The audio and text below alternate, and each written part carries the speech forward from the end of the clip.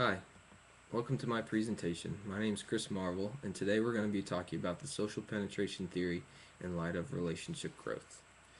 Over this presentation, we will define the theory, we will look at aspects of the social penetration theory with self-disclosure, the personality structure, social exchange, and relationship growth. We'll also look at the research and findings of studies that have been done on this theory. The social penetration theory is the process of disclosing information among a relationship. This process happens in two ways, in a linear and cyclical fashion. The behavior and thoughts and feelings are studied within this theory, and the information is categorized as breadth, meaning surface level information, and depth, being more intimate personal information. Cyclical development is categorized that a relationship happens over a period of time to where two people meet and throughout the lifetime, or from where the people meet one another until the relationship is dissolved. The cyclical fashion of relationship development deals with openness and closeness between the two individuals, whether it's the time that they meet or the information that is disclosed within a conversation. Self-disclosure is any information that an individual will tell about him or herself to another. There are three different levels of self-disclosure, dealing with first, biological characteristics, second, attitudes, opinions, or expectations, and third, the value, identity, feelings, and needs of an individual. Also, this idea of self-disclosure is a voluntary act between two individuals. This chart helps us understand and gives us a picture of what it means to penetrate each different level of the social being. Altman and Taylor has created this personality structure to show that as you grow deeper in a relationship, you penetrate more into the person's social being dealing with first their biographical characteristics, their expectations, and then finally their values and needs as a person. Penetration happens when people ask questions to get to know the other one's social being. So the more questions that a person asks, then the deeper the intimacy in the relationship can grow. Ayres states in his research that as one doesn't know another person, and when they meet, they will ask more questions in order to get to know that person, in order to have more potential intimacy with the other. Ayres also goes on to state that questions that have been used between friends are different than questions used between strangers. As strangers meet, they will tend to discuss more surface level or breadth of conversation topics. As you grow deeper into a relationship and you develop a friendship, then you will have more depth to the conversation. Altman and Taylor also suggest that discussing stronger topics of information will create deep, more intimate friendships.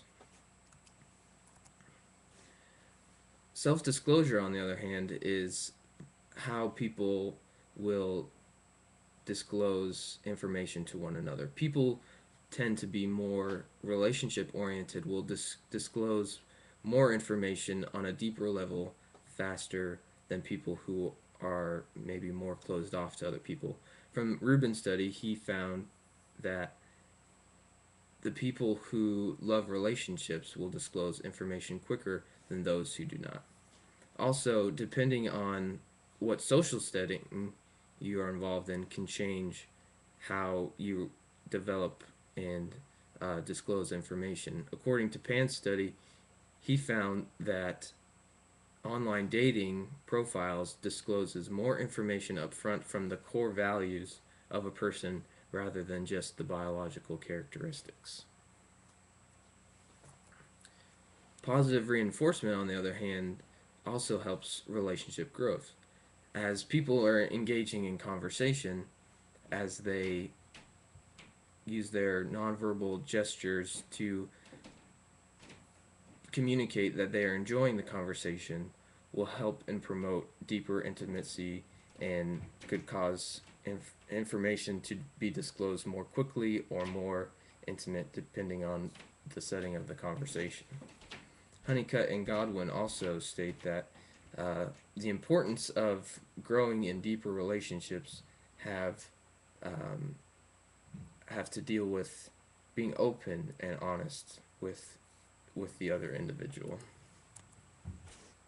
The rate of disclosure can also be a factor in the relationship, to whereas if the rate of disclosure is happening at a accelerated rate, could cause vulnerability and can cause somebody to be closed off in that relationship, because it can be scary for people to be too vulnerable and can cause people to be shut off or maybe disclose or to dissolve the relationship.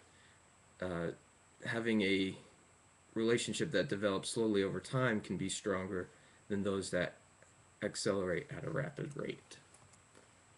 Communication in the social penetration theory promotes intimacy, self disclosure, the sustaining of relationships, and growing deeper within relationships.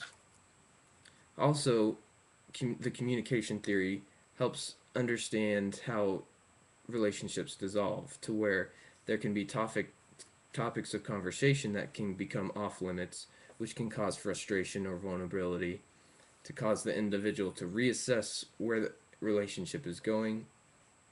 They will block off certain subjects and won't disclose certain things, which potentially decreases intimacy, causes other issues to be blocked off, and then has a higher risk of dissolving the relationship. Social exchange is the the weighing of costs and rewards in a relationship. The goal is to maximize rewards and minimize costs. The the cost reward ratio is dependent on the perspective of the individual, however, but as people disclose costly information, the reward is stronger, deeper relationships. There's been certain studies done on the cost and rewards issue, to whereas people will continually to disclose information if the reward is beneficial to them. Uh, this also helps people understand the expectations and goals in the relationship. People are reassessing their what they disclose to people, as if it's costly information, they might choose to wait to disclose the information. But as the relationship grows, there's this constant cost and reward ratio that people are trying to reassess as they grow in a deeper relationship. Online dating, however, shows that costly information up front produces more rewards, to where they can gain more individuals to meet or just to interact with. Growth in a relationship deals with either long-term relationships, or can be categorized in long-term conversations, to where people are being open and honest with one another and are more interested in getting to know individuals within the within conversations in the relationship. There is a relationship paradox, to where people grow in relationships linearly and cyclically. Depending on your growth trajectory, the increase of disclosure happens in different rates and at different times. In conclusion, today we talked about what the social penetration theory is, the different aspects of the social penetration, and the research and results that deal with this particular study, the social penetration theory. Thank you so much for joining me, and I hope you all have a great day. Thanks.